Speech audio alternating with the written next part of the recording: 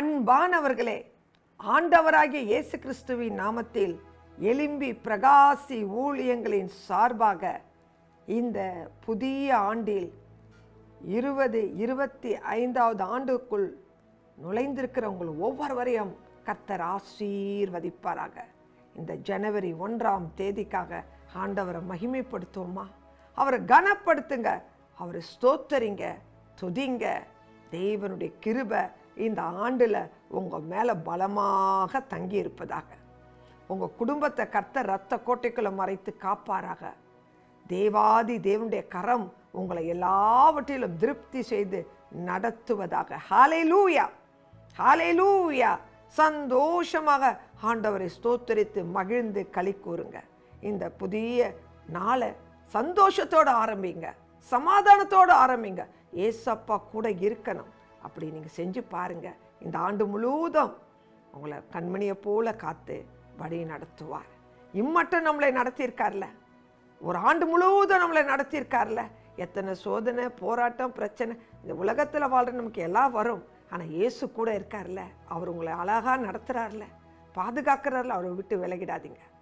அவர் கிருபையை பிடிச்சிக்கோங்க. சமாதானத்தோடு இந்த புதிய ஆண்டில் அவரோடு கூட எத்தனை சோதனை, பாடு, பிரச்சனை அதையும் யோசிக்காதீங்க.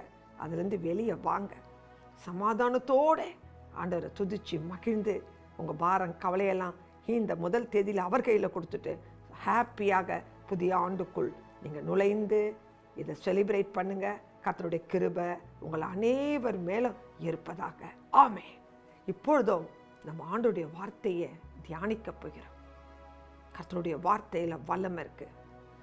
நம்ம ஒவ்வொருவரையும் இந்த புதிய ஆண்டு ஆசீர்வதிக்கப்பட்ட ஆண்டாக, கிருபை பெற்ற ஆண்டாக, பரிசுத்தம் நிறைந்த ஆண்டாக, தேவன் நம்மோடு இருந்து நம்மளை வழி நடத்துகிற ஆண்டாக நமக்கு இருக்க அவருடைய வார்த்தையை தியானிப்போமா?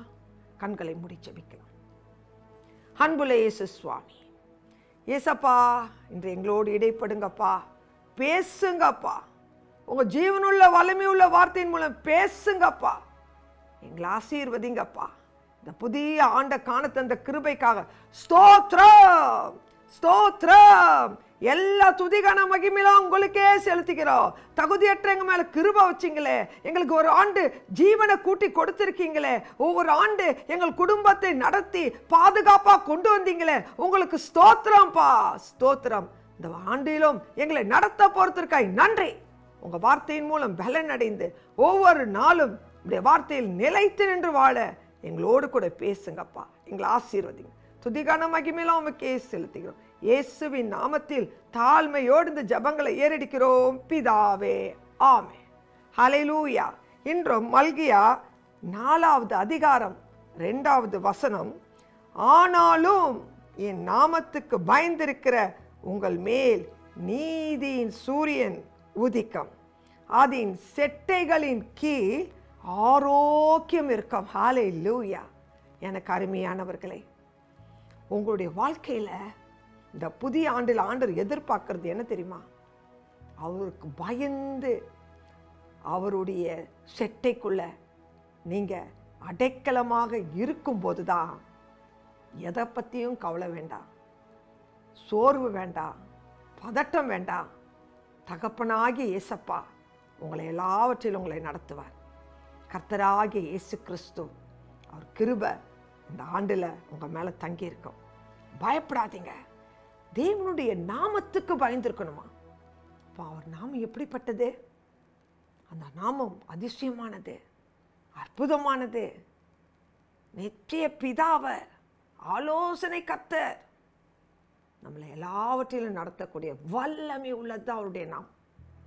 அந்த நாமத்தை நீங்கள் எப்படி உச்சரிக்கணும்னா, இயேசுவின் நாமத்தில் வல்லமை இருக்கு. அந்த நாமத்தினுடைய வல்லமையும் அந்த நாமத்தினுடைய அதிசயமான கிரியைகளையும் அற்புதமான காரியங்களையும் இந்த வேதத்தில் இருக்குது. அதை நல்லா தியானிங்க, அதை நல்லா வாசிங்க, அதை கிளைம் பண்ணுங்க. எப்படி கிளைம் பண்ணணும்? பரிசுத்த உள்ளத்தோடு கிளைம் பண்ணுங்க.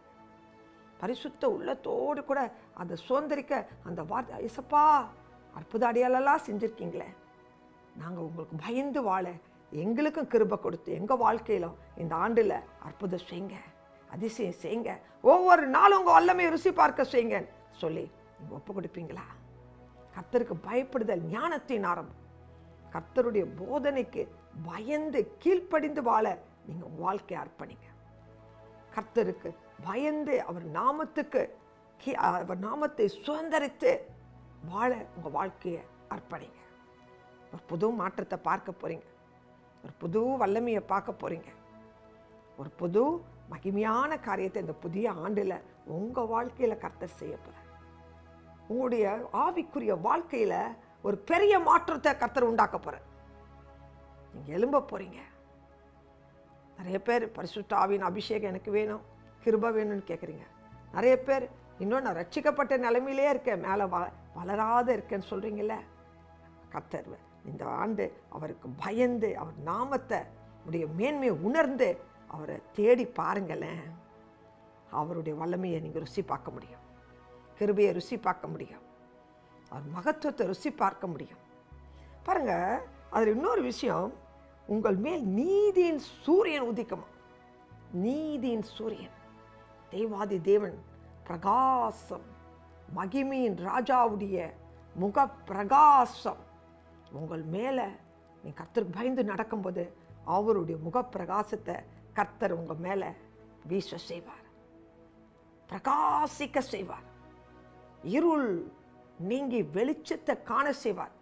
இந்த நீதியின் தேவனை உங்கள் இருதயத்துக்குள்ளே வைத்துக்கொள்ளுங்க. இருளை எடுத்து போடுங்க, பாவத்தை எடுத்து போடுங்க, அது தேவனுக்கு பிரியமில்லாத காரியங்களை அகற்றுங்க. வெளிச்சத்தின் தேவன் வருவார் பாருங்க. இப்போ உங்களை பார்த்து கேட்பாங்க, என்ன கேட்பாங்க தெரியுமா? உங்களுடைய முகத்தில் ஒரு பிரகாசத்தை நாங்கள் பார்க்குறோம், ஒரு சமாதானத்தை பார்க்குறோமே, எப்படி அப்படி என்று கவலையோடு பாரத்தோடு பிரச்சனையோடு இருக்கிறவங்க உங்களை தேடி வருவாங்க. அப்போ சொல்லுவாங்க, இந்த சமாதானம் எங்களுக்கு கிடைக்குமா, இந்த அமைதி எங்களுக்கு கிடைக்குமா என்று சொல்லும்போது நீதியின் சூரியனாய் கர்த்தர் உங்களோடு இருக்கார்ல, அவர் வெளிப்படுவார், அவங்களோடு இடைப்படுவார், அவங்களோட இருளை மாற்றுவார். ஒரு அதிசயம் நடக்கும், ஒரு அற்புதம் நடக்கும். இருதயம் கலங்காது இருப்பதாக அதற்காக ஒப்பு கொடுத்து செபிங்க. அது மட்டும் இல்லாதபடிக்கு அதன் செட்டைகளின் கீழ் ஆரோக்கியம், தேவனுடைய செட்டைக்குள் தான் ஆரோக்கியம் இருக்கு, தேவன் செட்டைக்குள் தான் ஆரோக்கியம் இருக்கு. எனக்கு அருமையானவர்களே, எரேமியா 33 அது அதிகாரம் 6வது வசனத்தில் பாருங்களேன். இதோ நான் அவர்களுக்கு சௌக்கியமும் ஆரோக்கியமும் வரப்பண்ணி அவர்களை குணமாக்கி அவர்களுக்கு பரிபூர்ண சமாதானத்தையும் சத்தியத்தையும் வெளிப்படுத்துவேன். ஹல்லேலூயா. கர்த்தர் இந்த புதிய ஆண்டுல ஆரோக்கியத்தை கொடுக்க விரும்புறார், விடுதலை கொடுக்க விரும்புறார். சிறையிருப்புக்குள்ள இருப்பது தேவசித்தம் அல்ல, பயந்து வாழ்வது தேவசித்தம் அல்ல. கர்த்தருடைய சித்தம் என்ன தெரியுமா? ஆரோக்கியம். எப்பொழுது வியாதியில் இருப்பது தேவசித்தம் இல்லை, சுகத்தோடு வாழ்வது, ஆரோக்கியத்தோடு இருப்பது, சமாதானத்தோடு வாழ்வது தேவனுடைய பரிபூர்ண சித்தம். இந்த ஆரோக்கியம் உங்களுக்கு வேணுமா? இந்த சமாதானம் உங்களுக்கு வேணுமா? அவர் தர ரெடி ஆயிட்டாரு. நீங்கள் என்ன தெரியுமா செய்யணும்? வெளிப்படுத்தின விசேஷம் 19வது அதிகாரம் 13வது வசனம் இப்படியாக இருக்கிறது. இரத்தத்தில் துவைக்கப்பட்ட வஸ்திரத்தை தரித்திருந்தார், அவருடைய நாமம் தேவனுடைய வார்த்தை என்பதே. இந்த ஆரோக்கியம், இந்த சமாதானம் உங்களுக்கு வேணுமா? இதை கொடுக்க ஆண்டவர் ஆயத்தமாயிட்டாரு. நீங்கள் என்ன தெரியுமா? அவருக்கு ஒரு நாமம் இருக்கு. இன்னொரு நாமம் என்ன தெரியுமா? வார்த்தை. இந்த வேதம் தான் ஜீவனுள்ள வார்த்தையா ஆண்டவர் எழுதியிருக்கிறார். பரிசுத்த ஆவியால் எழுதப்பட்ட வார்த்தைகள். அந்த வார்த்தைகளை தினமும் வாசிங்க. காலையும் மாலையும் நேரம் கிடைக்கும் போது வாசிங்க, பயபக்தியோடு வாசிங்க, தேவனை தேடுகிற உணர்வுள்ள ஆவியோடு வாசிங்க. உங்களுக்கு ஆரோக்கியம் உண்டாகும். அவர் தழும்புகளால் நீங்கள் குணமாயிடுவீங்க. கர்த்தருடைய சமாதானம் பெரிதாக இருக்கும். கர்த்தருடைய சமாதானம் உங்கள் வீட்டில் பெரிதாக இருக்கும். உங்கள் பிள்ளைகளுடைய வாழ்க்கையில் சமாதானத்தை கொண்டு வர, உங்களுடைய குடும்ப கணவன் மனைவிக்குள்ள ஒரு சமாதானத்தை கொண்டு வருவார், ஒரு ஆசீர்வாதத்தை கொண்டு வருவார். கர்த்தருடைய வல்லமை வெளிப்பட்டுக்கிட்டே இருக்கும். கர்த்தருடைய நாமம் அதிசயமான காரியங்களை உங்கள் வாழ்க்கையில் செய்யும். அற்புதமான நாமம் உங்கள் வாழ்க்கையில் நீங்கள் எந்த நேரத்தில் என்ன விதத்தில் சூழ்நிலை இருக்கிறீங்களோ அந்த காரியத்தில் அற்புதத்தை கர்த்தர் செய்வார். விசுவாசிக்கிறீங்களா? நீங்கள் விசுவாசித்து இந்த ஆண்டை, இந்த ஜனவரி 1ஆம் தேதி 2025வது ஆண்டை ஆண்டவரோடு ஆரம்பிங்க. இந்த ஆசீர்வாதம், இந்த மகிமையின் ராஜாவை புரிஞ்சு அதை சுதந்திரிச்சு அவருக்கு பயந்து இந்த ஆசீர்வாதங்கள் எல்லாம் சுதந்திரத்துக் கொள்ளுங்க. இந்த ஆண்டு முழுதும் மகிமையின் தேவன் உங்களோடு கூட இருப்பாராக. உங்கள் இருதயம் கலங்காது இருப்பதாக. உங்களை ஆசீர்வதித்து உங்களை பெருக செய்வாராக. கிருபையாக பாதுகாப்பாராக. எல்லா தீங்குக்கும் விலக்கி காப்பாராக. கர்த்தர் உங்களுக்கு போக்கியும் வரத்தையும் காப்பாராக. இந்த உலகத்தை பார்க்காது. இந்த உலகத்தில் உள்ள சூழ்நிலையெல்லாம் தாறுமாறாக இருக்கும். ஆனால் இந்த மாதிரி காரியங்களை நீங்கள் செய்யும் போது தேவனுடைய வார்த்தையின்படி செய்யும் கர்த்தர் உங்களையும் உங்கள் குடும்பத்தையும் பாதுகாக்க வல்லமையுள்ள தேவனாக இருக்கார். இதை விசுவாசிங்க. கர்த்தர் உங்களை ஆசீர்வதிப்பாராக. கண்களை மூடி ஜெபிக்கலாமா? ஹல்லேலூயா, ஹல்லேலூயா. அன்புள்ள இயேசு சுவாமி, அப்பா, இந்த ஜனவரி 1ஆம் தேதியிலும் இந்த நிகழ்ச்சியை பார்க்குற யாராக இருந்தாலும் இன்று ஒரு வேளை கஷ்டத்தோடு இருக்காங்களோ, பாரத்தோடு இருக்காங்களோ, பயத்தோடு இருக்காங்களோ, உலக பயம் உங்களுக்கு வேண்டாம். உலக இருக்கிற சூழ்நிலையை பார்த்து பயப்படாதீங்க. கர்த்தருடைய நாமத்திற்கு பயந்து வாழ உங்களை அர்ப்பணிப்பீங்களா? உங்களுக்கு மாம்சத்தில் வருகிற எல்லா பயமும் கர்த்தர் எடுத்துடுவார். இந்த பயம் என்றது கொடியது, வேதனை உள்ளது.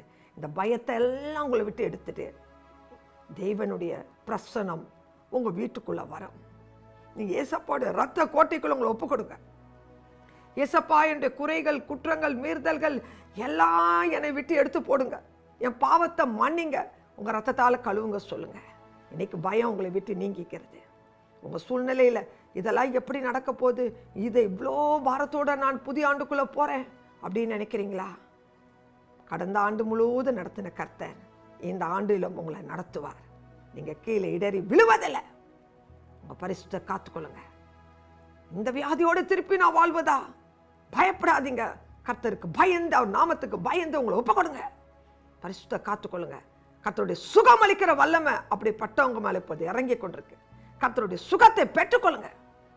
குடும்பத்தில் ஐக்கியத்தை பெற்றுக்கொள்ளுங்க. கர்த்தர் இந்த புதிய ஆண்டு உங்களுக்கு ஆசீர்வதிப்பாராக. தடைப்பட்ட காரியங்களை நன்மையை உண்டாக்குவாராக. ஜெயம் உண்டாவதாக. ஆசீர்வாதத்தை சுதந்திரத்துக் கொள்ளுங்க. பிசாசின் தந்திரங்கள் அழிக்கப்பட்டு பாதாளத்துக்குள்ள போவதாக. கர்த்தருடைய கிருபை இந்த ஆண்டு முழுவதும் உங்கள் ஒவ்வொருவரையும் நடத்துவதாக. இன்னும் தேவைகள் இருக்கிறதே, இன்னும் எனக்கு ஒரு நல்ல வேலை கிடைக்கலையே, எல்லாவற்றிலும் நீங்கள் ஏசப்பாவை நம்பி விசுவாசித்து அவருடைய நாமத்தின் மகிமையை நீங்கள் உணர்ந்தவர்களாக நீங்கள் இருப்பீங்கன்னா கர்த்தர் உங்களுக்கு நல்ல வேலையை கொடுப்பார், ஏற்ற துணையை கொடுப்பார், ஏற்ற நன்மையை கொடுப்பார், ஏற்ற ஆசீர்வாதத்தை கொடுப்பார். நல்ல இடத்துல கர்த்தர் உங்களுக்கு ஒரு உயர்வை கொடுப்பார். பயப்படாதீங்க. பிறகு இந்த குடும்பம் கர்த்தர் ஒன்றாக இணைக்க முடியும். எல்லா குடும்பத்தில் இருக்கிற சோர்வெல்லாம் நீக்கி போடுவார். கர்த்தருடைய கரம் உங்கள் மேலே இப்பொழுதும் இறங்கி கொண்டிருக்கிறது. உங்கள் இருதயம் கலங்காது இருப்பதாக. சந்தோஷமாக ஏசப்பாவோடு இணைந்து புதிய ஆண்டை தொடங்குங்க. மீதி எல்லாம் அவர் பார்த்து கொள்வார். நீங்கள் ஆண்டவர்கிட்ட சொல்லுங்கள், ஏசப்பா நீங்கள் பெருகணும், நாங்கள் சிறுகணும், உங்கள் நாமம் மட்டும் மகிமடையட்டும் சொல்லுங்கள். எங்களுக்கல்ல கர்த்தாவே, எங்களுக்கல்ல கர்த்தாவே, உங்கள் நாமம் மகிமைக்காக செய்யுங்கப்பா, உங்கள் நாமம் மகிமைக்காக செய்யுங்கப்பா. எங்களை தாழ்த்தி வெறுமையாக்கி கொடுக்குறோம். எங்கள் பலத்தில் முடியலப்பா, உங்கள் பலனை எங்களுக்கு கொடுத்து நடத்துங்க. எங்களை ஆசீர்வதிங்கன்னு சொல்லுங்கள். கர்த்தர் உங்களை ஆசீர்வதிப்பாராக. இயேசுவின் நாமத்தில் தாழ்மையோடு இந்த ஜெபங்களை ஏறெடுக்கிறோம் பிதாவே. ஆமேன், ஆமேன். கர்த்தர் இந்த புதிய ஆண்டில் உங்களோடு கூட இருப்பாராக. Happy new year. God bless you. God bless you.